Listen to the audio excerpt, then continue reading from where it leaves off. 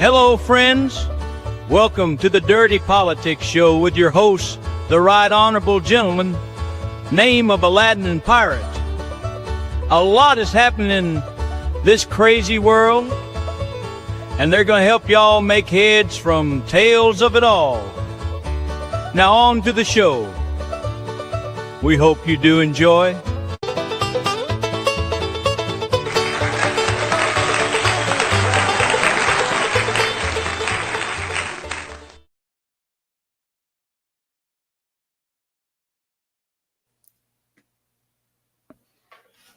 Take shelter. World War III. Take shelter. Go in a bunker. Go in a bunker, pirate. Yep. Dive, hide, something. I gotta find me one. I'm always in a bunker, man. I've lived in a bunker since 1996. I know you got about 1,000 cans of tuna ready to go. Yep. Dole pineapple. Be prepared. Be prepared, everybody. It's World War III. Hey, McDonald's will still figure out a way to deliver and be open. Their McDonald's will still figure it out. I wonder if they have any McDonald's in Iran. I mean the capital city, man. I don't know. That's a good question. I wonder too in Iran if they have McDonald's. Do they even have one in Afghanistan? There enough shit in Afghanistan. I mean, at one state probably did. But... on my bucket list is one day I hope to go to Afghanistan and buy a goat for $20. How much is a goat in America? I don't know. I imagine it's more than $20. Yeah, no, for sure. Definitely more than $20. Yeah. But hey, everybody. Yep. So I suppose that's got to be the news of the week, right? Iran, Israel. Israel bombed Iran first, attacked them, for their reasoning. And they've been bombing each other back and forth, right? Yeah, but they were on a little bit of a break. They weren't really doing much.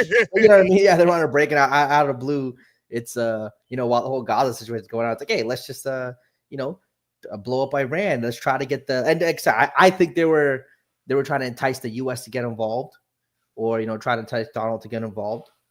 Donald Trump the last week or two has been in a very wishy-washy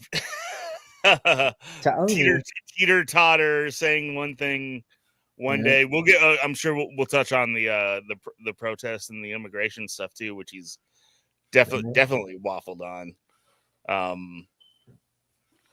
In the sphere of war, I can appreciate it more. Like with domestic policy, it'd be kind of nice to have a little bit more information, but I can understand, when you're talking foreign affairs and war, like not to just show all your cards, I hear you for sure. I can appreciate that. The president of peace, end all wars, the Russia war, still Ukraine thing is going on. It's supposed to be the president of peace. Everything is supposed to be negotiated, done with. But you know how that goes. He is supposed to be a president of peace. He's said it all throughout. He just had that major speech a couple weeks ago about nation, which was great. Which was great. Yeah. We both saw it, and I think we were both fans. But like all his actions have been very opposite to that. I wouldn't say all his actions. I would say all his actions. I'm sure not all of his actions, but I'd say most of it when it comes to the Israel, Iran situation. I mean, Ukraine, he's basically not being involved in Ukraine. You could say that's peace. I mean, he said was within 24 hours that war would be over. Throughout the whole campaign trail, within 24 hours. I think any rational person knew that was bluster. Oh, but a lot of people thought that was the real deal. I'd say like 50. Well, I think they would be absolutely ridiculous to think that. How is he going to step in 24 hours? I mean, look, I thought that was just a talking point, on the campaign trail, but a large segment of his base. Yeah, I thought that was obvious bluster. Now you can say, I mean, like, do you want this much bluster and hot air coming out of a president? There are definitely arguments to say that maybe that's not the best to be getting out of your president. The real question is who's in his ear. I think there's a lot of people in his ear telling him he has to do this, that with Israel and Iran. Yeah, I think there are a lot of people in his ear on a lot of different things. And Lindsey Graham? It's the difference. Well, hopefully Lindsey Graham's on it. Ted Cruz. We saw. We gotta talk about that Ted Cruz Tucker Carlson. We'll definitely talk about Ted Cruz. We got Ted Cruz. Yeah. You just mentioned Lindsey Graham, so why don't let's start off with that. Yeah. Our everyone's favorite war hawk. The Dick Cheney of modern times. The sassy sassafras. Lindsey Graham's one of these guys who he's not really liked on either side. Yeah, I don't know how some guys like this keep. What state is he from again? Yeah, I was gonna say, what state is he from? Lindsey Graham is South Carolina. South Carolina. I feel like you have to be a pretty bad candidate to lose to Lindsey Graham. Even if South Carolina individuals, people keep doing it. I mean, I don't know. I mean, maybe he's just like in deep with. He's been unpopular for a while though, too. It's not like it's not new. You know what I mean? He's been unpopular for a very long time. Yes, I don't get how he just keeps on winning. Yeah, Lindsey Graham so far he seems to be the number one neocon advocating for boots on the ground. So let's listen to a quick little. Can you guarantee that? Can President Trump in any form, can you make the commitment that this would not lead to a longer war? I can guarantee you that if the Ayatollah gets a nuclear weapon, he will use it. I believe that with all my heart and soul. So the men and women who serve, they're the ones going, not people answering a poll. And if you ask them, would you be willing to risk your life to stop the Ayatollah from having a nuclear weapon? All of them would say yes, because it makes their country, our country, safer. So we live in a world where you got to confront problems. You want to avoid World War III? Learn the lessons from World War II. People in World War II appeased Hitler to the point that it got so much out of hand. We had a world war and 60 million people got killed. So we live in a world where you pay now or you pay later. Let's stop this threat before he gets a nuclear weapon. Let's end this reign of terror. Let's do it now. It's not going to take 20 months, but I can't guarantee you your freedom and your safety unless we're willing to fight for it. I can guarantee you this. If we don't fight for our freedom, we will lose it. So I kind of feel like before. I feel like Lindsey Graham's just been copy and pasting different countries' names into that same speech for the last. Remember weapons. Wait, remember after 2001, 2002, weapons of mass destruction. We got to go and stop. Right, it's the same thing. Yeah, this is crazy. We're just seeing history itself. I wish could everybody on both sides of the political aisle. Can we just stop talking about fucking World War II? And Germany and relating everything, right? That's a very. Can we just stop that? All right, nothing. None of this stuff is Germany. None of this stuff is Hitler. Yeah, it's very different. Very different situation. It's just I feel like it's appealing to the lowest common denominator. It's just fear mongering and just using the Hitler thing. You know, just like how the left did, like you said, the Hitler thing. You know how they want to use people on the right. Now the right using. Yeah, exactly. Now they want to use. From the other side, I think it's absolutely ridiculous. Yeah, so, I mean, that being said, can you extend any charity to Mr. Graham at all? Does he have a point in any way? No, he's an absolute clown, warmonger. This is 100% for his donors. His donors made a call. Go on Fox News. You know, whether I don't know what weapons company or defense company donate to him during his campaigns throughout these years, but they made a call. Go on media, say this, say what you have to say about this. That's just what it is. And I think again, there's universal agreement. For the most part, for the American public, that they don't want boots on the ground. They don't want to go into a war. And I think a lot of them too. It's like, who's the judge to say which country is allowed to have nuclear weapons and who isn't? Well, that's probably where I start to diverge from you. I think there are certain privileges that come with being the superpower in the world. And if there does happen to be a theological dictatorship that for the last 45 years has been saying death to the great Satan, death to America, death to America, I think maybe it's at that point maybe it's your place, it's America's place to make sure that those people don't get into. I'm all for changing the regime in Iran, right? I'm not a fan of the regime in Iran. I'm all for changing the regime in Israel too. I'm all for the regime in Iran changing. Yeah, I'm not don't think I'm all for changing the regime in Iran. You don't want. Okay, y'all got you. You don't want to go do Afghanistan again. I don't want to put our time and money and soldiers into initiating. It'd be great if there was a regime change in Iran. Yeah, if they could have a revolution by themselves. I'd be all for that. Yeah, if they could have. No, just air support. You know what? Just give the air support. Let Iran. Well, so no, that's the thing. I think a lot of people are talking. We have a way of tending to distill issues like this into two poles, right? Either we're going to do you support going to war with Iran or not going to war with Iran? When I think there are third and fourth options that probably are the best options. Mm-hmm. Like you said, air support. Yep. I think from all the polls that I've seen, the majority of the country does not support an actual ground invasion of Iran, which I think without a doubt. I mean, it's ridiculous. Iran's out in the middle of nowhere. You're not going to. Where are we going to march these soldiers in? None of this marching in 20-year. I don't think marching into a country 2025 is a thing. I think let's say Iran launches a weapon at let's say USA, they're just going to launch a bigger missile at them. Like I don't think it's boots on the ground really needed, right? That being said, I fully support just fucking with Iran, and crippling Iran. Mm-hmm. I don't think Iran would. So far, these are tactical strikes. I mean, this is not just like carpet bombing. Yeah, it's the middle of the city. Yeah. I mean, these are like military installations and targets, and I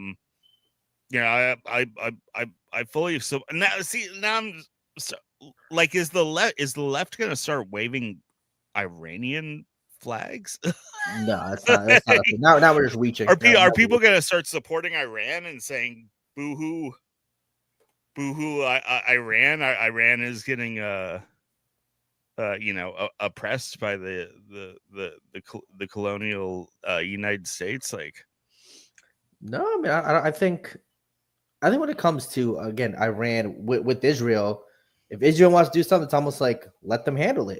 If Iran and Israel want to go at it, let them do it. If Iran, hits Israel, demolishes Israel, don't get involved. If Israel demolishes or hits Iran, don't get involved. If those two countries want to go at it, go at it. And like I said, if you want to give air support, fine, but you don't want to do too much. Yeah, try to become involved. No, but that's where I'm at, and that's what I think the best option would be. Let them go at it. Israel, go get them. And yeah, air support.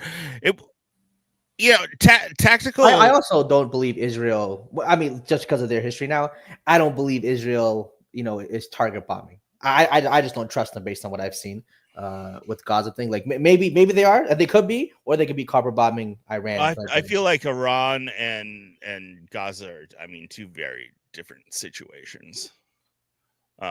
Sure. I said for two situations, but I'm just not. I don't think Israel has the motivation or really the what do they get out of.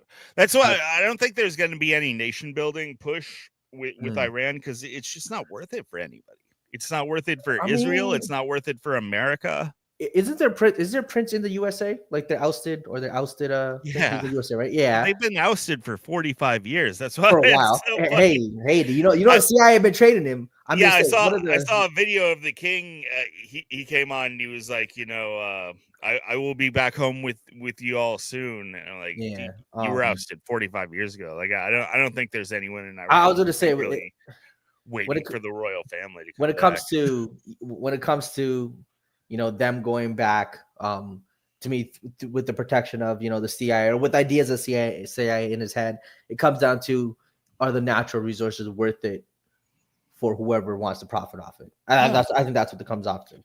No. Right? But speaking of natural resources, I was looking into that, and I think people really need to, because I have seen a lot of people on the left kind of showing what I would say too much sympathy or siding with Iran, like they are this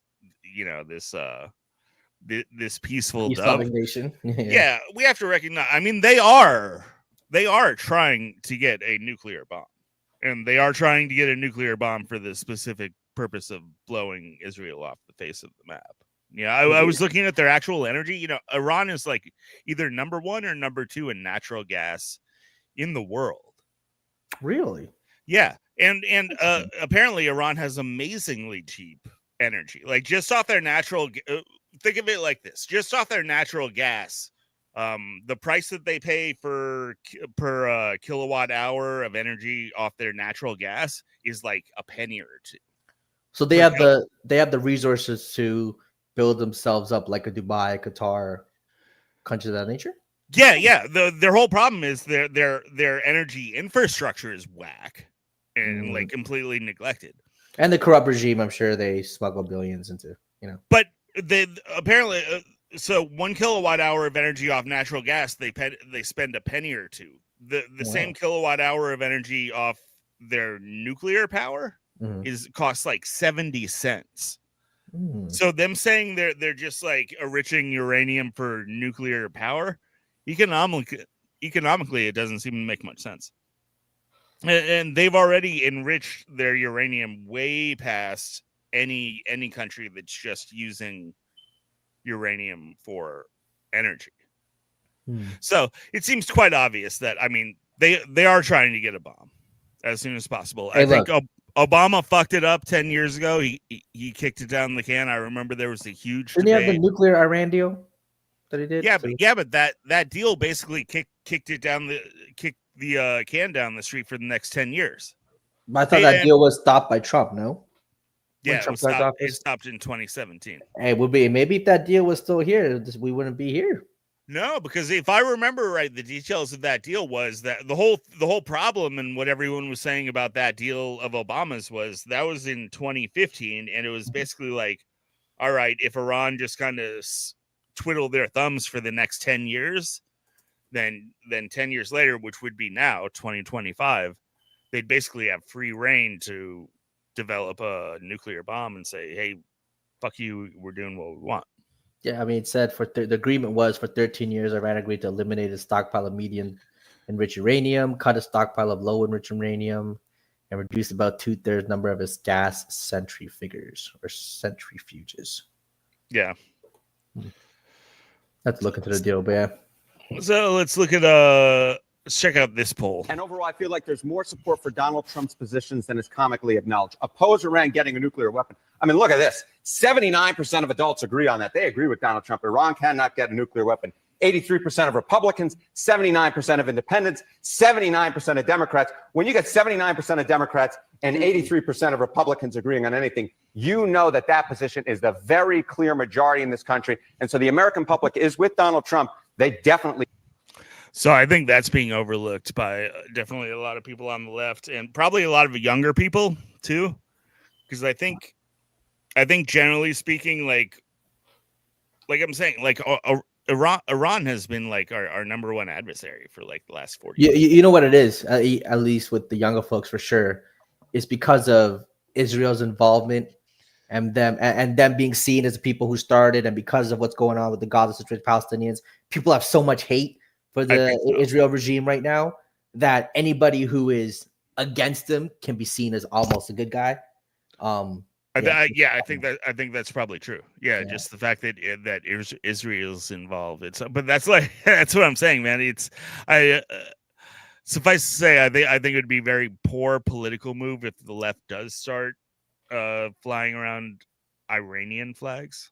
Yeah, that's not gonna look at the numbers. Yeah, look at. I think it's a small. I don't think it's out of the realm of possibility. I want to see if did they do a poll. I'd be interested to see what the poll would be if they want Israel to have nuclear weapons.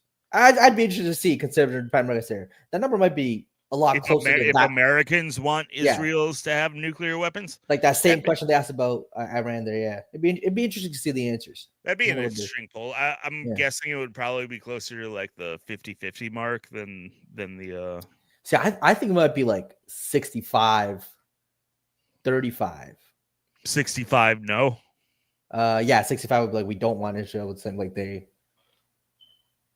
because we can go right into it, because again with the Tucker with the Tucker and Ted Cruz thing, You see the comments for that video. We'll play the video here in a second. Well, he did. Tucker definitely, pulled some gotcha.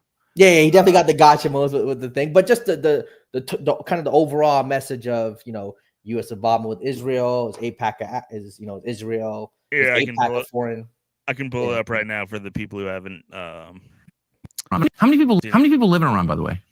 I don't know the population at all. No, I don't know the population. You don't know the population of the country you seek to topple? How many people live in Iran? 92 million. Okay. Yeah. How could you not know that?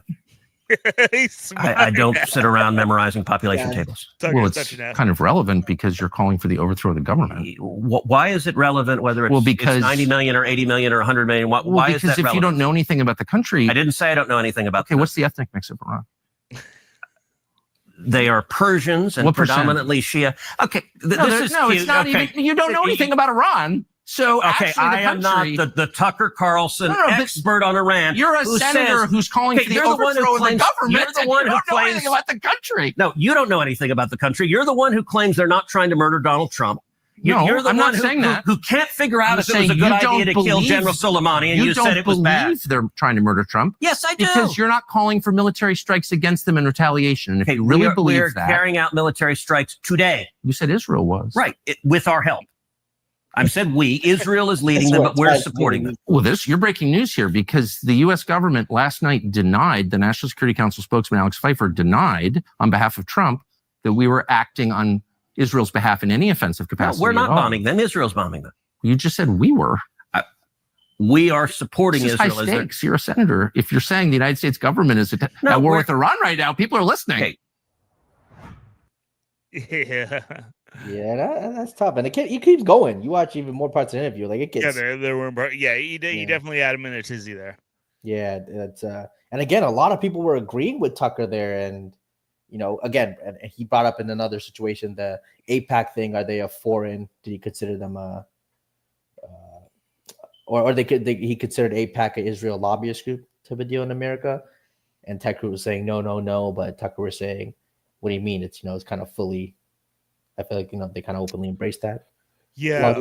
Well, I saw one poll that was basically asking as far as intervention. It basically suggested that about 20% of America, about 10% on either side, Republicans and Democrats, are just isolationists, basically absolutists. Do not get involved in any conflict whatsoever, and I can't really align with that side. I'm generally an isolationist, and is that so? I mean, are they saying be Switzerland? Essentially, yeah, right. Like just no involvement in any foreign war whatsoever. Look, yeah, in a perfect world that sound great, right? I just don't think it's necessarily realistic, especially in America's position. It works for Switzerland, like clearly, Yeah, that's because Switzerland's like 10 million people. Yeah, exactly. They can afford to sit. Yeah. America, we can't afford to sit out. Yeah, I mean, there's certain things I do everything, think. Yeah, in exactly. my opinion. Yeah, but I mean, in this modern age, I mean, so much of the warfare. My whole deal is, like land wars. I don't want the nation building thing. I don't want any of that. I don't want to be marching 100,000 troops into the Middle East to overthrow democracies or I hear you. Try to set up democracies. Yeah, with the advancement of technology, drones, but with drones and airstrikes, and I mean, we got some toys that like I'm not against. Yeah, using against certain people, and I feel like Iran's at the top of the list. Has been at the top of the list. I think since the Ayatollah took over in '79, Iran has been our most consistent adversary. Which is interesting in the sense of, look, I do think America would be able to take out Iran in one blow. Obviously, the casualties involved would cause a situation. You can't just. And I don't even want to do that. Yeah. You don't want another Hiroshima. You don't want another Hiroshima. No, but with the tools that we have, it's not even necessary to do that. We have a great ability to target, mainly military installations, and apparently this strike by Israel was like surgical in what they were able to take out and who they were able to take out. Like on the first day, they took out pretty much the top 10 fucking a lot of people in leadership. Yeah, and then the next day they took out everyone who replaced them. So my deal, Iran. I'm a fan of Sun Tzu, right? The Art of War. Yeah, I got you. Yeah. And I don't really want to get bogged down with like, say, Russia, right? Or like, going with Russia or China, it'd be a little. Russia and China could really unravel into some different stuff. Yeah. But Iran, I feel like Iran is actually pretty weak right now. I don't really see Russia or China backing us, because sometimes when USA goes against a country, Russia or China will come out. Make a play. Well, and that's the thing, Jalen. Like, nobody's a fan of Iran.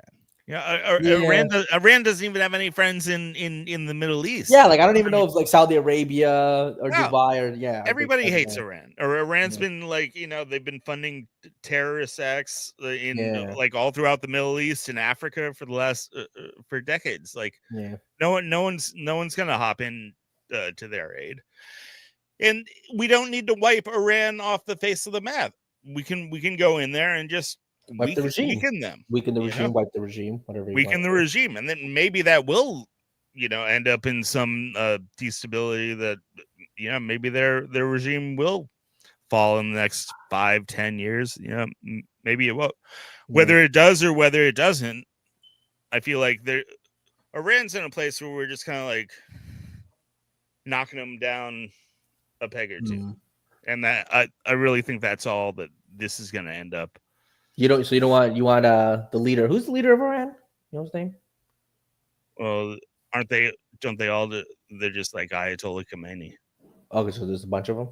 I don't know. The supreme leader. Once you become the supreme leader, I'm pretty sure you take the name Ayatollah. Okay, gotcha. So given the Saddam Hussein Gaddafi treatment.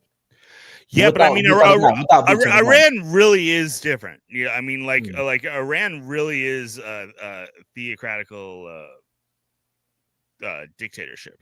It's terrible. It's one of the worst regimes in the world. The supreme leader can basically do whatever he wants. 100%. Whatever he wants, whenever he wants. Like I said, I'm for tactical strikes, getting rid of that regime. Definitely for that. Let's see what old Donnie weighing in on the situation. The supreme leader of Iran who says that they will not surrender. Say good luck. And what is the end game? Run out with Iran? Say it. When does your patience run out? It's already run out. That's what we do. You think you could take out in 60 days and a big, 60 days, plenty of time. And they made a mistake. Honestly, they made a mistake. If the U.S. does strike nuclear facilities. So many people are dead that shouldn't be dead. It's a very sad thing. Let's watch this. The supreme leader of Iran. I think that's fair. I mean, look, from what he said, I'm not a fan of Iran's regime. Kind of okay with that. Do I still think negotiating would be a better option than possibly making this bigger if Iran does retaliate? Of course. But I mean, how far can negotiating really go? When negotiating for 30, 40 years, it hasn't changed too much. Well, and that's the other, like, if Iran retaliates, that's what I'm saying. Like, Iran they hate our guts. Like, Iran, they teach our kids, they said they do the Pledge of Allegiance to destroy America, like, every day in school anyway. So, like, no matter what we do, I'm like, all right, well, what's the response going to be? They're not going to like us. Yeah, but the thing is, like, I don't think they're. I don't think there's anything that they could do that, like, at any point over the last 40 years, if they could push a button and destroy America, they would have done it a long time ago. True, but I also think, they're just not stupid enough to do it to America. I think they know they can get away with Israel. They can go back and forth with them without having, like, the ultra nuke dropped on them. But if they try to, let's say, shoot a missile at Chicago or Washington, Nebraska, you know what I mean, it would. But they can't. They don't have those capabilities. Like, you don't think they do? No, not at all. Yeah, they don't have ICBMs. Like they can't shoot it. Even if they developed a nuke tomorrow, they don't have the rocket capability to hit America. It's all about what they could do to Israel or someone else in the Middle East. Oh, so yeah, I mean, that case in America, yeah, doesn't even have to get involved. And that's why like the stuff that Lindsey Graham comes out and says like, that's all bullshit. Like we're not afraid of fucking Iran blowing up New York or San Francisco. Yeah. Look, like I said, if Iran and Israel want to go at it, you let those two countries figure it out. You don't have to get involved. I'll say Canada don't get involved. The USA get involved. Unnecessary. No boots. No money. Whatever it is, let them too. If they want to fight it out, they can fight it out. You know, all the power to you guys. Yeah, and I'll be I'll be. And to tell you the truth, I hope if they fight it out, Iran's regime and Israel's regime both go, and I hope new regimes come in both countries. That's my thing. I hope Netanyahu, you can go. What's the leader's name in Iran again? He can go. All you guys can get blasted. Ayatollah, Ayatollah, Netanyahu, both you guys get blasted, and I'll generally be cheering. I'll generally think it's good for both countries if both those guys get blasted. Yeah, definitely for Iran. I'm not as vitriolic against Israel. Oh, I think Netanyahu is so. You know what's crazy? He was about to be he was going to be basically thrown out by his people right before October 7th. They were protesting on the streets. Yeah, they were really. He was about to go. Yeah. But at the same time, I mean, it is. They are, at least in name, democratically elected, and I don't know. See, I tend to see both sides a little bit more in with Israel. Yeah, it seems like I feel like Israel really was trying to let Palestine make something of the Gaza Strip for a decade. I think the Palestinians are so tied to hating Israel and wanting Israel off the face of the planet. I just don't think it's possible for where the Palestinian culture is right now and how much of it is dictated by Hamas, how much control they have over the population. It seems just impossible to let Palestine go try to make something of it. They had a lot of free reign over Gaza for like 10 years. Israel was pretty hands off. The idea of free reign was they were being watched. They were really being almost put in a cage. They would like innovation because they're so into like sending 14-year-olds in with fucking vest bombs and blowing up buses and shit. Yeah, no, see, that wasn't. I think again, I don't think that was happening in some huge numbers. Do I think again? I want to look at the numbers of that because again, I don't take anything Israel says at face value. I don't take anything Israel says at face value. I really have to look into it because of the constant lying about so many things, whether it be the bombing, the aid, all that. To me, it's just. What I'm saying. Why do so many people in the West give like the Palestinians a pass? Like everything they say is true. No, but you have to say I also differentiate Israel from its government and Palestine from its government, right? So when I talk about Israel and Palestine, the people, it's very different from the regime or leadership, right? I think the leadership is more problematic than the people, but obviously the people both elected problematic leadership, right? Yeah, but that's what I'm saying. Like, I feel like there's so much animosity in the culture. Like, even if Hamas and even if Netanyahu was kicked out and Hamas was replaced, I think there's still just so much hatred between the people. Oh, there is. Like, some new group would pop up to represent that hatred. There is hatred amongst the people without a doubt, but I do think there are still moderate voices within both sides. I still think from the people there are still. I think there's a level of sour grapes on the Palestinian side. Sour grapes in terms of. Have you lost, man? Like, losing the war. I hate to say it, it's like, the Ottomans lost World War I. Yeah. The fucking Israel was created. You cannot like it, but I mean, shit happened a long time ago. Mm-hmm. You involved yourself in 3 wars since then. How Israel didn't lose any of those wars is still crazy. On the losing side all 3 times. Yeah. And then it's like you're just hanging around. At some point, it's like 80, 90 years later. I'm like, read the room. Do you like this? Do you want to keep being like one of the most impoverished societies, living on the outskirts of Israel, hating Israel, throwing rocks at Israel, and then every few weeks some bombs drop on you? Like, or go to a country, start fresh, where you can get out of just cut your losses. It seems to me like this situation is fucking over. All right, you lost. Israel's got nukes. They're a high tech advanced civilization. You're not. The Palestine is not. You're just hanging around on the outside of the walls, banging on the walls. Like, so make Palestine somewhere else. They should have just been They should have been dispersed. It would have, the best outcome, I think, would have been if over the last 80 years, the 5 million people who identify as Palestinians like moved on with their life. And I'm sure some people have said that about the Jews after the War II. Oh, just move on. You're not going to get it back. But they fought and got it back. You know what I mean? Or they worked and got it back. Worked, but not in Germany. Yeah, not in Germany. In their homeland, like in their traditional homeland. I mean, Palestine because they had the political power and the capital to be able to do that. So you think Palestinians should start the political fight or try to gain political capital to one day maybe establish Palestine there versus? No, I feel like they've been running off that for 80 years. All they've had is the political capital of sympathy that they've garnered from people all around the world who tend to support the underdog. And I mean, I like a good Rocky movie as much as anyone, and I'm down to support the underdog, but at the same time, sometimes it can be really beneficial for yourself if you realize that sometimes the underdog gets knocked the fuck out. And if you get knocked out, it might be best for you to move on instead of I see your point of you want instead of antagonizing the situation for like 80 years. You want to stop, seeing these kids go hungry, these people getting bombed, like you said, people getting killed without a doubt.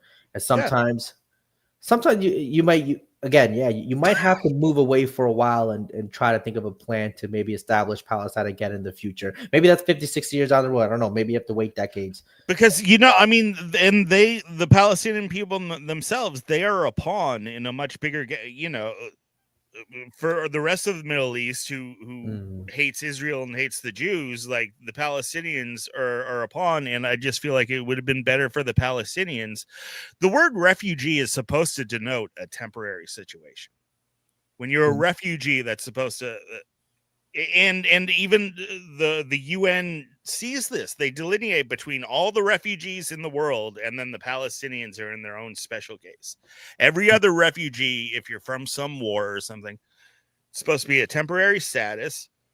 People are supposed to help you find your way into the world. Like, some shit went down, some bombs went down, maybe some land got taken from you. You're a refugee now, and you're supposed to fucking move on and find a better situation. But it's like the Palestinians are just stuck in this purgatory of being a perpetual refugee. And then when you have a baby, your baby is born into refugee status. This is weird stuff. You're not supposed to, it's not supposed to be a people or refugees for 80 years. I mean, I think the world just wanted to give them some sort of land so they can take away that refugee status and you can just become citizens of that land.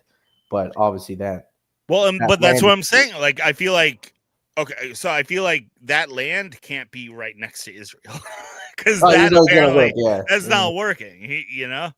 It's not working. And, I don't think a 2-state solution where they're sharing borders is a 2-state solution only works if other countries provide protection to Palestine, right? That's the only way. I don't think they could do it themselves. It would have to be like, all right, guys, I don't know whether it's an American president, UN, or whatever, it's just like you have to say this goes to you, this goes to you.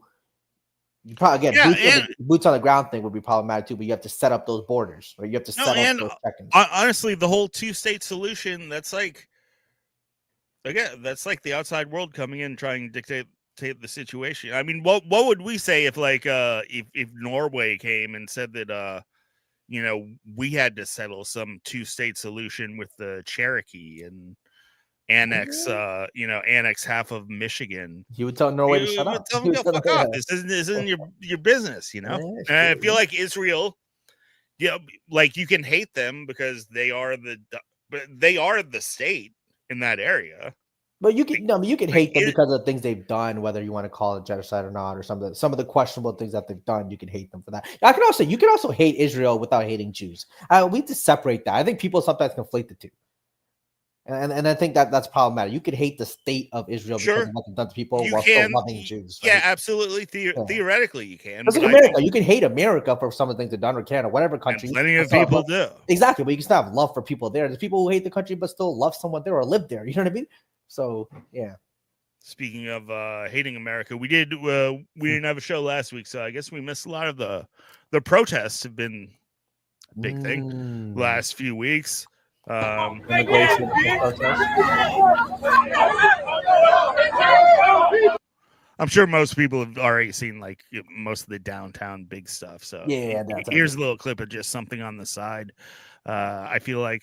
Yeah, how would you describe the situation that's going on right here in this clip, Joe?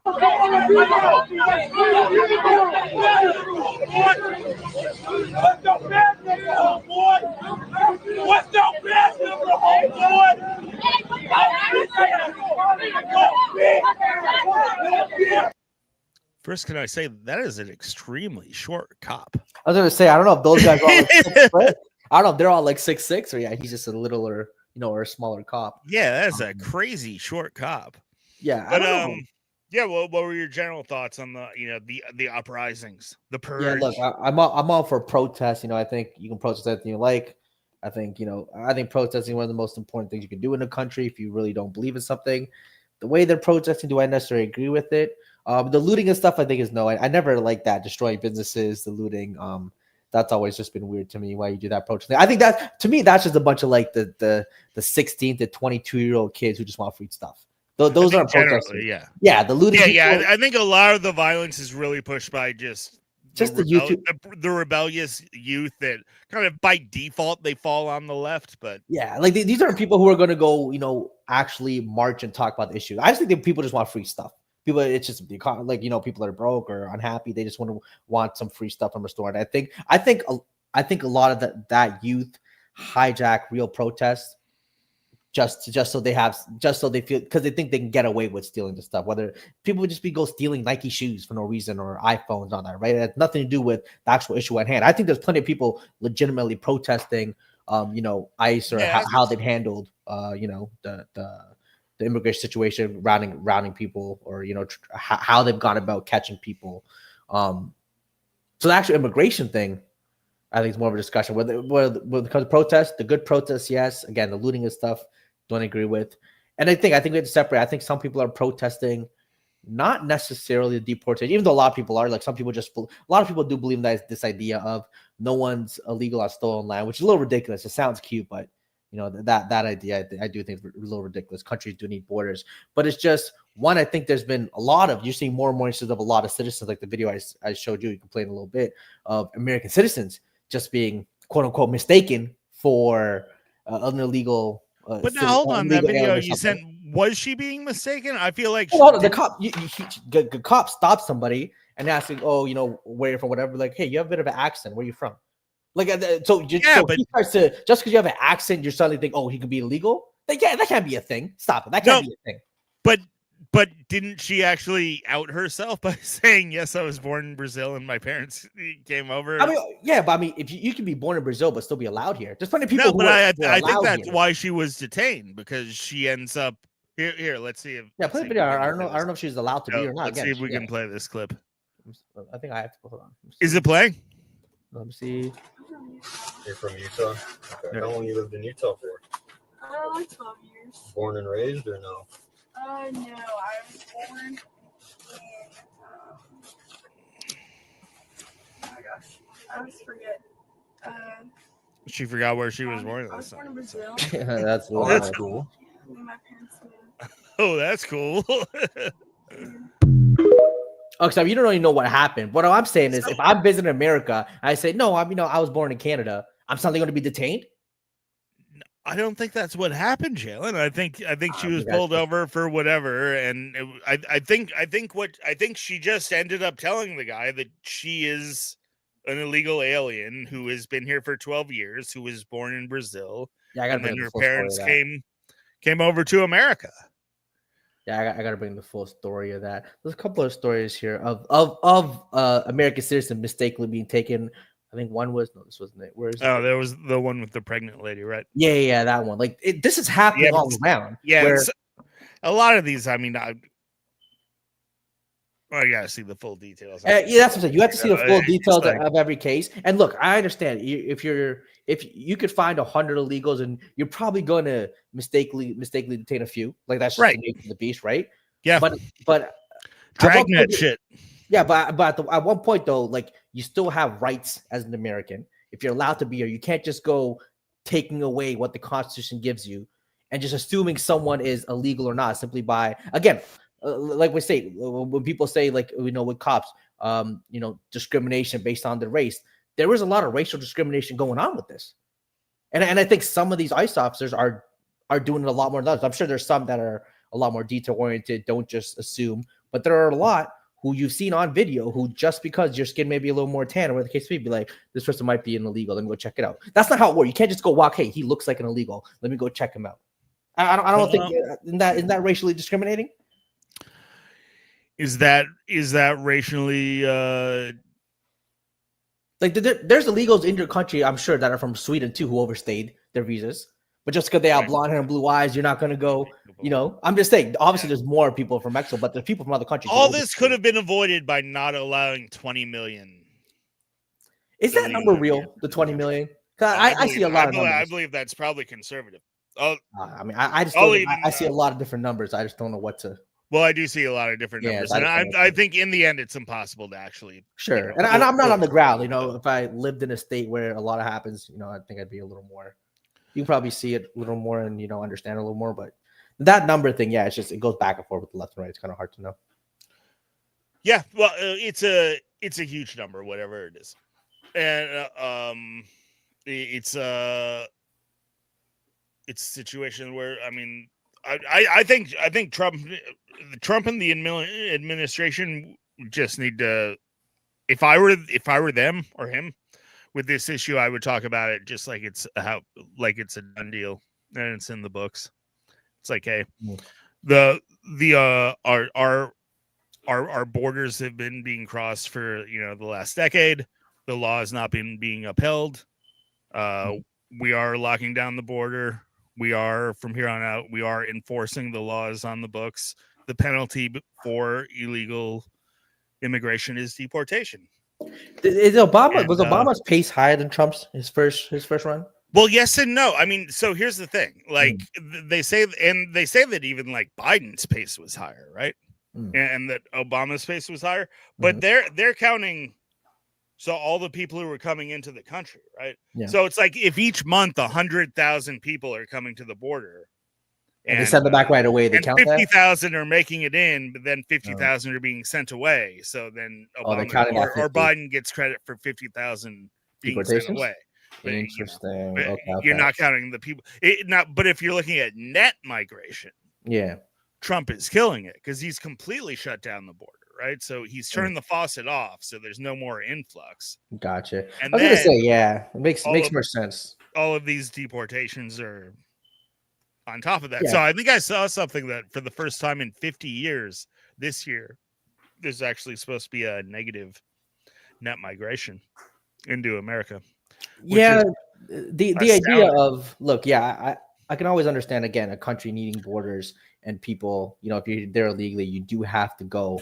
Do I think there's always a nicer way to do things, or a way to do things that I think there is, but then is it effective? Like we were talking about the guy Bolsonaro in El Salvador, right? Like imagine you get elected president into a country that is the murder capital of the world. You have the highest murder rate out of any country in the world, So at different tools are required for different situations, right? Sure. I just think politically, I think if you started with everybody with, if you started with the major criminals or people who are really doing, the big That's how we crime, got here, though. push it. Yeah, but I mean, there's a video of the one where, like, I think it was a pastor, his wife of 30 years. I'm like, why is his wife here for 30 years and wasn't able to get citizenship? And he was married to an American pastor, like a white guy, right? I was wondering. And then, but he was saying they were going through the courts, they're going through the papers. It just kept getting, push. Like there's a whole, thing about it. It just seems like that there's more important people to deport than someone who's been a wife of a pastor and here for 30 years. Yeah, absolutely. You know what I mean? Yeah. Yeah. So I think everybody would have to agree that there are degrees of separation for all these people. A guy who has been out picking strawberries for the last 25 years. Yeah. And he hasn't committed any crime, and he but at the same time, tough love and doing what you have to do. And this goes beyond all that. It goes beyond the individual situations. It really goes to, like you said, do you believe in a nation state? I do. If you don't, fine. Like, I mean, like if what you don't, happens to DACA? They're still fine? Are they still protected? Are they still fine? Are they protected, legal? I'm sure. I don't think they're. I mean, I think they can be deported if they're caught. Really? Yeah. Oh, damn. I mean, I was seeing a lot on Twitter, people who have, again, otherwise they wouldn't be citizens, right? Again, it's crazy. Yeah, but I mean, were they not allowed to apply for citizenship? Because some of them, again, I was on Twitter. Some of them are literally doctors. I think a lot of these people, they get scared into a situation where it's like, you come over, you're illegal. Now you've been here for like 2 or 3 years, and you got a little something going on. You got a job. You got building a life. And you're afraid of giving it up. So it's like, at that point, you're kind of afraid to pursue any legal. I think I got to keep something. Like, I mean, again, I hear the DACA stories. If someone is a doctor working at at a hospital in America, went to school here, came here at 12 years old, went to school here thing. I think there has to be a way where it's like, all right, don't deport him. Figure something out before you deport him. Because one, you need doctors in America. I don't think there are many doctors, illegal immigrant doctors. I have a ton of the DACA. There might be some that are like overstaying a work visa, but not that. That came across the border. Oh, no, I'm talking to the DACA recipients. There's a lot of them. They went to school here, whether doctors. Some of them are lawyers. I'm like, how are you? I don't know that was a thing. That's why I thought they were like protected or citizens or something. I just wanted to know what the DACA. I feel like it's hard to be to pass all the way through and become a doctor. Literally, funny thing. So I've been thinking of going back, trying to get a STEM degree.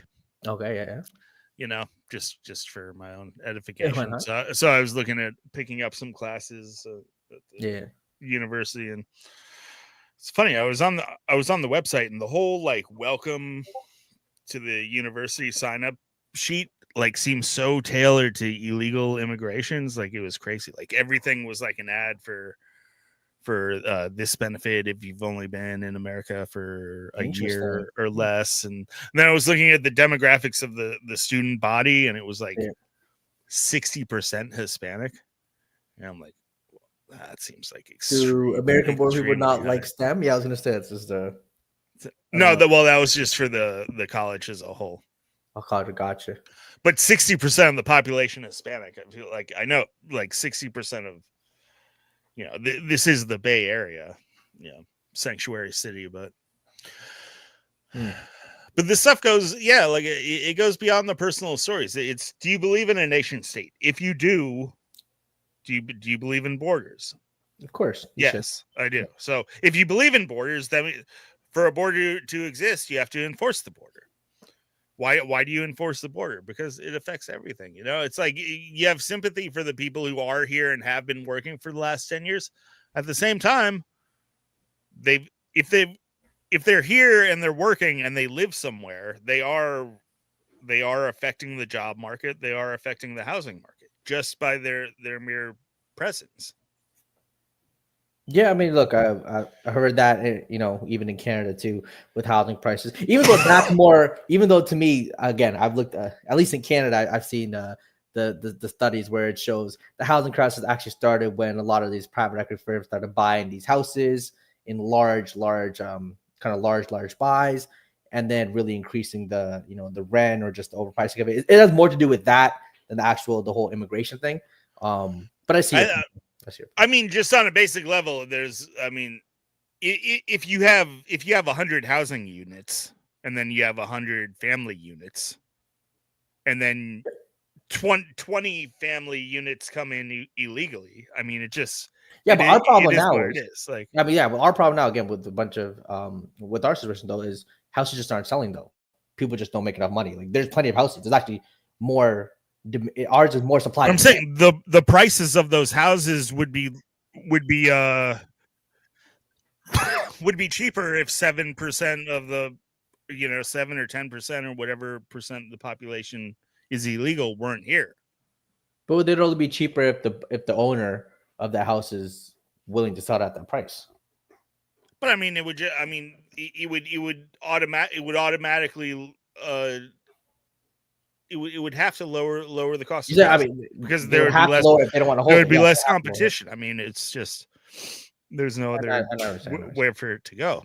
Just like employment, like you would have to raise wages to take away if you have an illegal caste system, which is what the Democrats have been pushing for, and which Trump, you saw the whole thing where Trump was like, we'll back off the farm laborers and the. I saw that, the farm labor thing, which was interesting.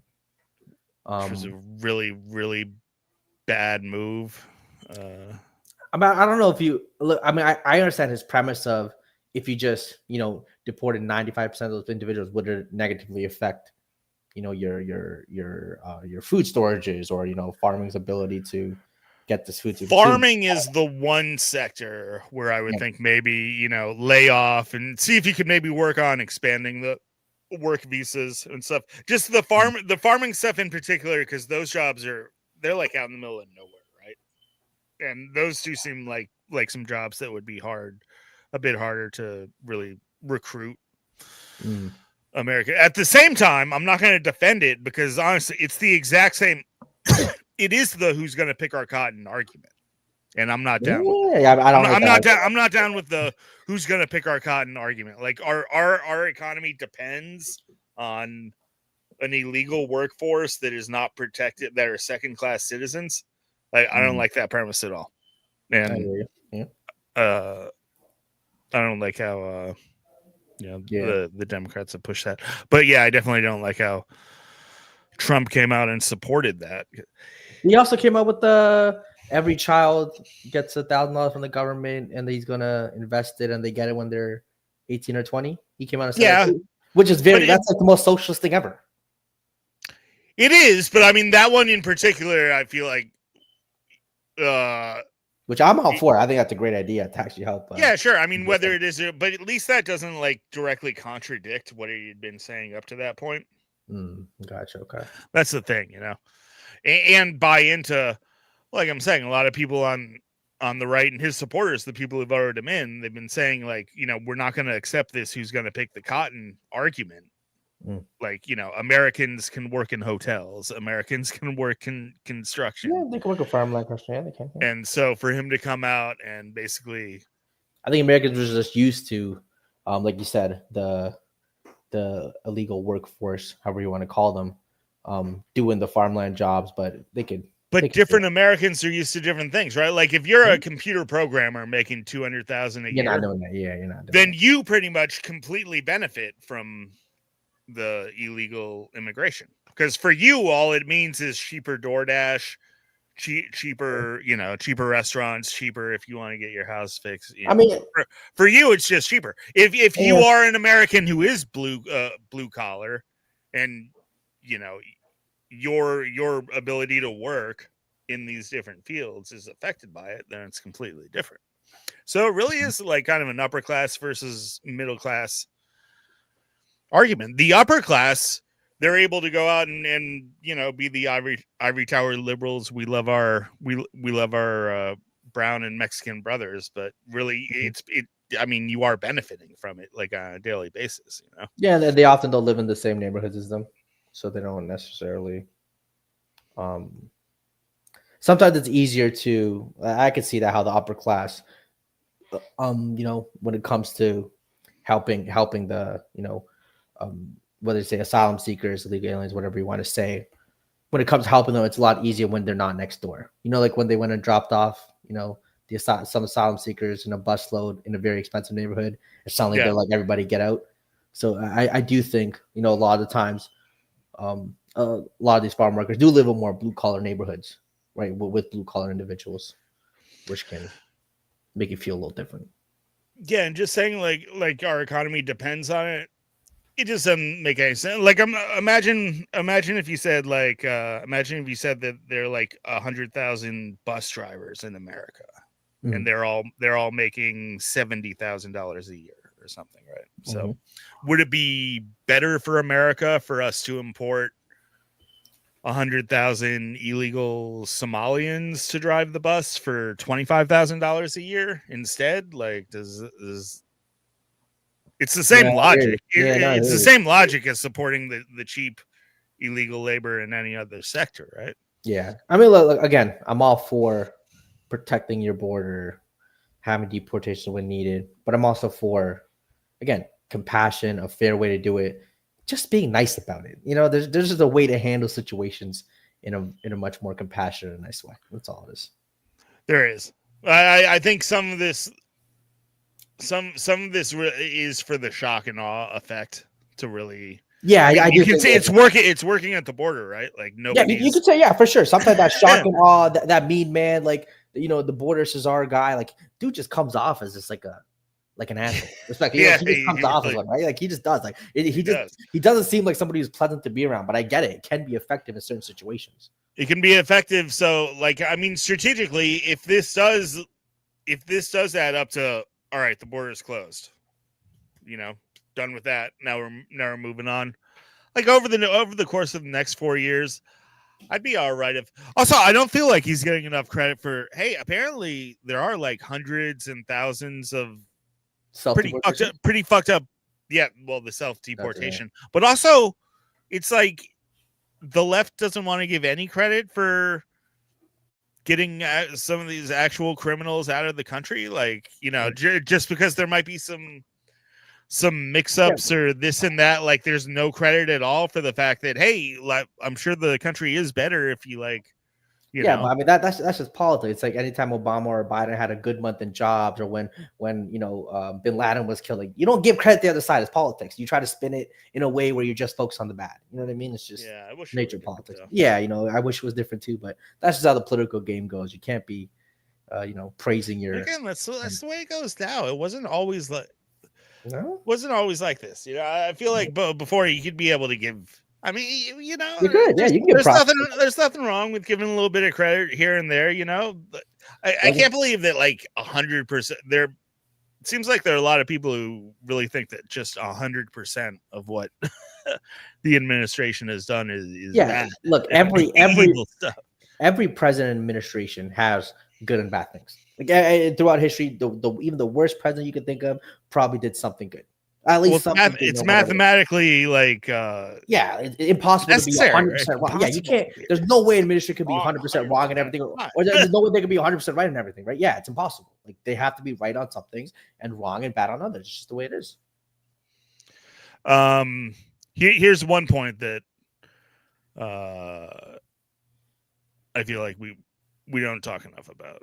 Funded Churla. And then we have to ask ourselves, why are Democrats so eager to fund these LA riots, to fund these No Kings protests? I still, having been on the inside and having known these people, I suspect, actually, I know that they are trying to do everything they can to pave the way for the 2030 census, to make sure that states like California and New York that would otherwise lose representation can continue to juice up the numbers to ensure that they have as much electoral power as possible. Because after all, guys, the 435 House of Representatives, it is a zero-sum game. The number is not going to increase. It's the same pie. We just divvy it up a different way. So right now, states are basically in a battle to see who can get the most representation. And if it's based on breaking the law, I consider it deeply illegitimate. If you base your representation on illegal aliens, I don't think that's legitimate. So can I? Well, I've always said all is fair in love, politics, and war. So and me politics again. I've seen the gerrymandering on both sides. Like I've seen states screw up. With I do feel like the illegal immigrant it goes beyond gerrymandering. No, but hold on. It really is. No, but hold on. After 2008, right? The whole game plan of Republicans, they basically said it's on tape, right? Where the Republicans come out and say 2010 after the midterms, we're gonna gerrymander the shit out of this. We're gonna everybody gerrymander. Exactly. The Republicans and Democrats, they both whoever 100%. the Though majority of I do think 2010 was at a level unprecedented before. I do think 2010. I don't even think it's unprecedented. It's every single cycle, every state legislative body does. That's something interesting to look at. They do everything they can to carve out fucking bullshit districts that look like a fucking the weirdest shit. I hear you. But hey, if that's the Democrats' plan, I mean, hey, that's your plan. That's your plan. I don't know if it'll be effective or not. I mean, California is still percentage-wise. I feel like they're still gonna hold the same amount of votes. I could be wrong. I mean, I don't know. No way, it wouldn't be the same if you didn't count all of the illegal. Oh no, I'm saying like the numbers right now. No, numbers right as of right now, including the illegal or legal, whatever you want to disperse. Like right now, and the numbers would still be. Aren't they still similar now? What do you mean? Well, even if California would have way less, they would have way less congressmen, and they would have way less electoral votes in the presidential election. If you weren't counting the population, you count up the population, that gives you your. How do they count it though? Do you have to? Is it like the registered population, people with the driver's license? Like, how do they? No, well, for the census, it's just people in your state. So i.e., including illegal immigrants. So just in the census. Is it just like so anyone with a driver's license that says they live in California? Anybody, it's including children and I mean, like how do they count? I guess you don't live in America. Yeah, how do they count? Yeah, no, it's a big thing. So every 10 years, the federal government spends a ton of money on like multifaceted. They send people around. Like everybody in America is supposed to be accounted for. If they don't account for you one way, you end up getting a knock on your door and someone asks how many people live in this household. And also, they literally go door to door. Go door to door all around the country. Yeah. Yeah, once every 10 years for the census. And then based on each 10-year census, that's how we distribute our Congress representatives and the electoral votes. So, like if you added up the electoral votes we have 435 people in Congress, right? Yep. And then we have 100 senators. So add that together, that's 535. And then there's like DC, and so that's where you get your 538 electoral votes to vote for president.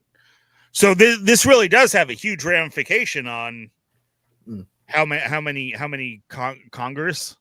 I mean, blue states and red states. Yeah, the top three states I'm seeing for most what they classify as immigrants: California, Texas, Florida. I mean, they just have the highest population. California would still have a lot, but they would have less than they have now. They're saying California at 1.8, Texas has 1.6. 200K difference. What illegal? Yeah, populations. Oh, this is 60 largest. California's got to be way. This is in 2022. California is way more than 1.8. I mean, I just see the numbers. Yeah, I mean, obviously these numbers we don't know the accuracy, right? I mean, yeah, I would say that. That'd be interesting to see. Yeah, the census game is an interesting one for Democrats to play. I also think it's pretty naive. It seems like, a lot of the left in the media is saying that this is Trump's war on the Democratic states and the sanctuary cities, and I feel like I do think some of the things he said about California, and I mean, the threatening to arrest a governor, you're walking a very, very thin line. He didn't say he was going to arrest the governor. That was obviously a joke. If a Democrat said what Trump said, what do you think Fox? He didn't even say it. It was a joking response. The reporter asked if he were going to be arrested, what would he be arrested for? And Trump said for running for governor. If Kamala Harris brought the National Guard out to Florida You know, and just said some of the rhetoric. Rather than Kamala Harris said he was Hitler. I'm sure that's fine. I'm just saying, said some of the things Trump said about dude, Ron DeSantis. When you're inferring that someone's Hitler, what do crazy. you do with Hitler? I You mean, fucking put a bullet through his head. You know how people use Hitler all the time, man. You know how people just. I'm just saying, like, I feel like his was much more of an overt joke. Like, he's a little crazy with the hate in Florida. I mean, I guess I agree with what he said. You see his press conference, like, you're allowed to run over. You're allowed to run him over. You will get beat up by the cops if you spin him. Oh yeah. I'm like, Florida. wait, if you spin a cop, he's allowed to punch you? Like, I'm confused. I don't know. That guy's just he was trying to pull the act. There was that famous sheriff in Florida, Grady Judge or something. I think he was trying to. But yeah, Florida doesn't fuck around. Yeah, and they don't have the riots. That's because people in Florida just are all by the water, rich and cruising on their yachts, man. So why can't California do that? Yeah, California's more of a mixed. Think about it. People who more mixed, as in some things are on fire and some things aren't on fire. I feel like states with the most, rioting or looting tend to be states with larger populations of low income. It's just. I think there's a direct correlation between because you don't really Democrat because the Democrat government comes out and basically condones it. I'm sorry, the rhetoric that I heard from the way I interpreted what Gavin Newsom and Karen Bass, the mayor of LA and everything. I mean, they're basically tacitly endorsing. Yeah, I mean, they try to justify it and give riots and upheavals. Yeah, I mean, and they said you don't send in law enforcement that's going to antagonize the crowd. That's a weird perspective to have. I don't agree with that. And look, I do agree in some senses. You do need more law enforcement in some of these states where it got a little crazy. But at the same time, Trump's also the same one, and his administration is the same one who pardoned people for looting and destroying the Capitol. Right, so it's after they had already served many years behind bars. I mean, sure, but even when it happened, like right after, like a month after. But how many people from the BLM protests got as much time as these January 6th? But I think both are wrong. I think people who are looting and and destroying properties, they should go to jail too. And I think people rushing the Capitol, destroying the Capitol, and do what they should be in jail too. I did not support January 6th. I believe for the people who did, commit egregious crimes, they should have been punished. At the same time, I feel like it was obviously politically motivated, their punishment. And I don't know, man, most of them, they'd already been in jail for like 3 years. Hey, keep it in there for 10. That's what I'm saying. Like how many people at January 6th, I think, deserved a 10-year sentence? I think what they do is terrible. Not many at all. I'm all for, at least even in Canada, we're talking about because we have a car theft issue. You come and steal a car, I need a minimum 10-year sentence. Minimum. I'm for minimum 10 years for if you're a grown adult doing that type of stuff, no bail. Okay, well then, what do you think about all these rioters who call themselves protesters? And I'm sorry, like you are right that they're the rioters, and there are a lot of people who want to peacefully protest. Mm-hmm. But at the same time, you're a grown ass and adult, and if you know that every time you go out to peacefully protest, you're gonna have these fucking rioters, and it's gonna turn into a riot. Like at some point. Is there any culpability? Yeah, but can you really just say that? Oh, I can't control it. I can't control it. When you fucking know that when you go out there, it's to get a riot going. Like, I'm sorry. I feel I'm sure there are a fair amount of people who want it peaceful. Exactly. I think there are also, even aside from the people who are actually throwing the bricks and setting the fires, there are a lot of people who are. I'm waiting and trying to get up a big enough mass to. I'm all for people when you see people barging into the store, looting into the store. To me, if cops just show up, they say freeze and they keep moving, they just full on. I'm cool with that. I'm totally cool with that. Like, I'm totally cool with that. Yeah, I'm totally cool with that because and we got to arrest these people. Like I think it's absolutely ridiculous 100%. To see some of these things go on for a week where it's like night after night. Oh, same. Again, we're gonna let thousands of people out, and because at the end of the day, it hurts. Wonder what's gonna happen. It hurts the business owners. It hurts the community as a whole, and it takes away from. I think, legitimate protests where people were actually trying to bring a conversation to. And these aren't.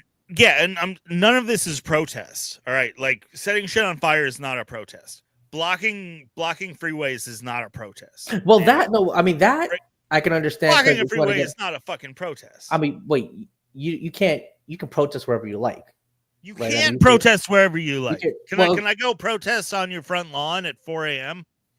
Homelessness. I'm against homelessness in America, so I'm going to come protest outside your window at 4 a.m. The lines of, I guess, private property and things of that nature. Sure, that there's discussion, but I think blocking a freeway as a protest again, you can't be blocking traffic. I don't necessarily think it's you're supposed to protest in designated areas that do not hinder everyone else. Sure, but sometimes that's the only way to get their attention on an issue.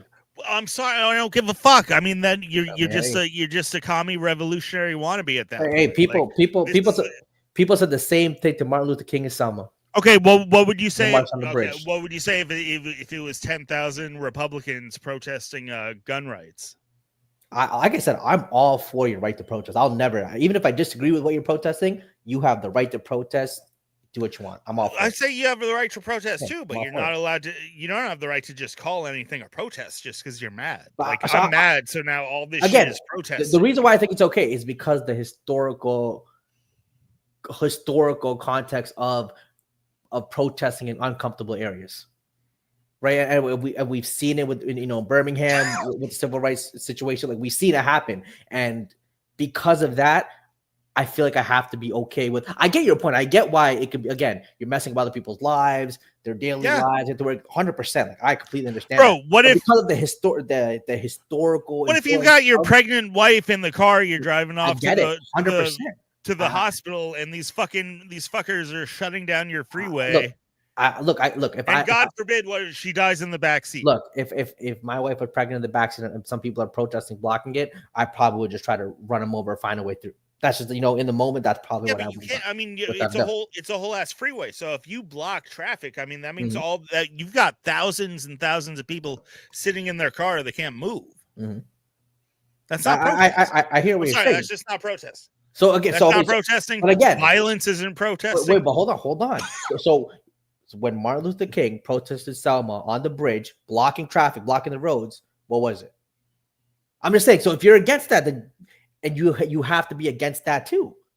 You can't have, you know what I mean? Technically, that particular aspect, I would be against. But I would say that the main reason why Martin Luther King's protest actually fucking worked and contributed to changing the overall sentiment in the country was its nonviolent aspects.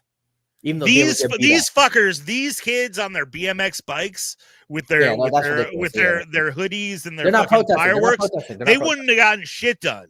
Yeah, they're not protesting the civil rights era. They're just like bored and just out there to do whatever. Yeah, I'm not counting them as protesters. Yeah, they're just idiots. I do have to go in like 5-10 minutes. Yeah. Well, let's wrap up. Did you see the Padilla, his whole thing with the I guess his protest at the Christie Nome? I saw that. Yeah, I saw the clip. The senator who got tackled, arrested, taken to the ground, or arrested. Yeah, I mean, I didn't watch the full story of it, but I see both sides. The right was saying he didn't have his credentials on and no one knew who he was. He was lunging or attacking. The lunging or attacking was a little ridiculous. I thought he wasn't doing that. He was just kind of there yelling and screaming. Yeah, but at the same time, it's not. He wasn't really like roughed up, right? It was a whole. Yeah, I don't think he was like. Yeah, he wasn't. To me, he wasn't like beaten up by the cops and punched in the face. Yeah, it was. It's politics. You have to make a political theory out of it in a sense. Both sides. Well, let's just see how he saw the situation. I was forced to the ground. First on my knees, and then flat on my chest. And as I was handcuffed and marched down a hallway, repeatedly asking, why am I being detained? Not once did they tell me why. I pray you never have a moment like this. I wonder if he has a case. he doesn't have a fucking case. And when will the Democrats stop fucking crying? I mean, no, that's just I mean, yeah, that's just like, when people on the, again, someone on the right, everyone on the right, when the immigration thing comes, and be like, some families talking about losing someone, they'll be like, Lincoln Riley lost her life to her, this family lost a daughter. Like, yeah, okay, it's just no, but people use these emotions. And I mean, physically, actually crying. crying. When was the last time you saw a Republican senator crying about something? Oh, come on, they were crying when I'm actually crying with tears coming out of your fucking eyes.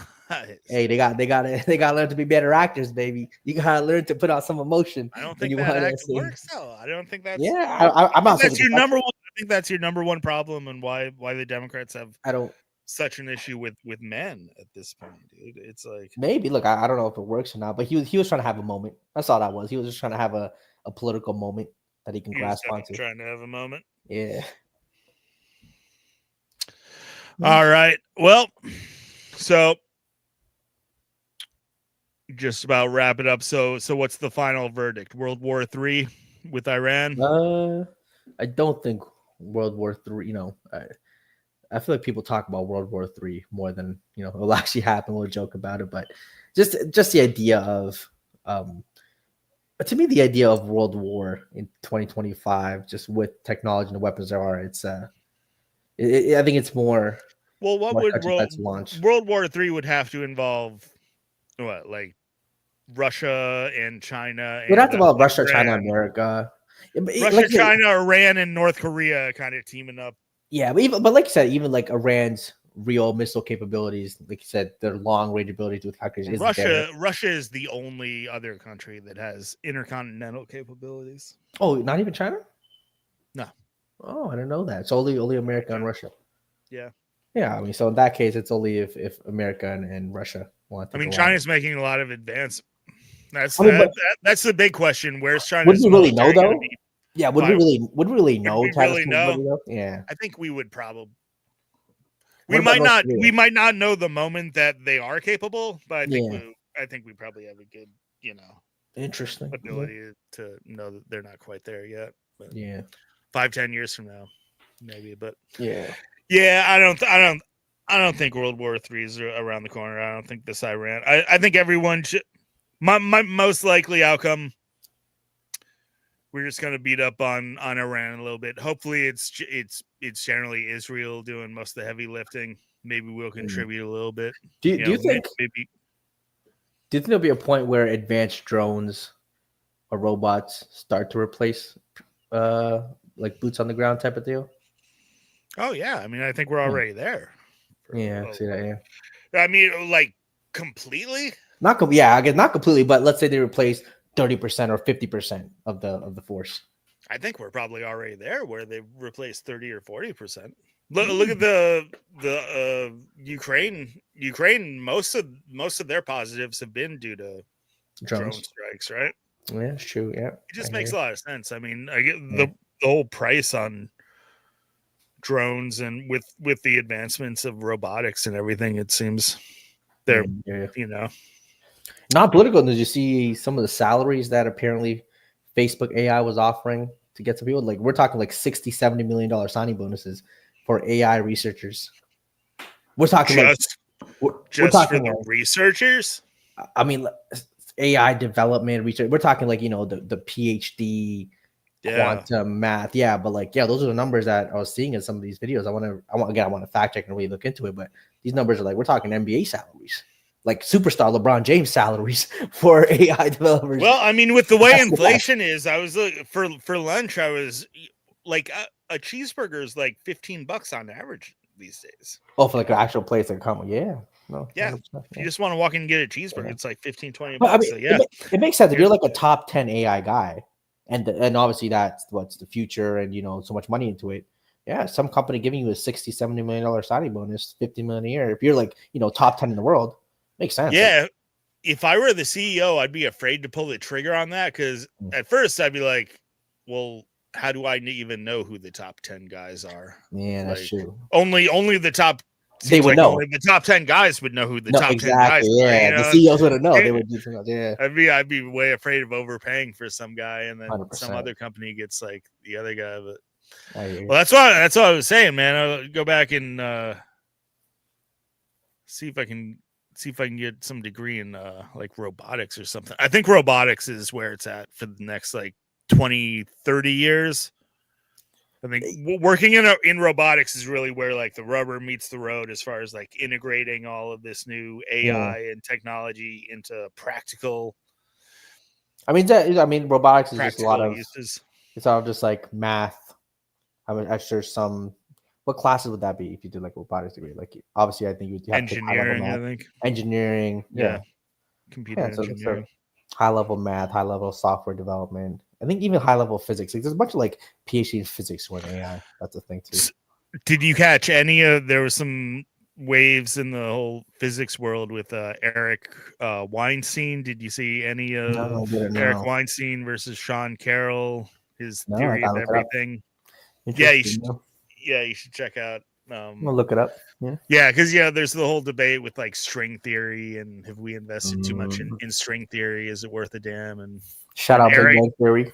That's the only theory I worry about, baby. Shout out Sheldon Cooper, man. Eric Weinstein says he's got this geometric unity theory that's supposed to be like the theory of everything, but anyway, check that out, everybody. Sean Carroll versus Eric Weinstein the last week or two. There have been some fun debates in the world of physics, but all right, well, cool show, fun show. I think the world is all right. Don't worry about Iran, and the sun will rise tomorrow. Don't worry. Sun will rise. All right, catch y'all later.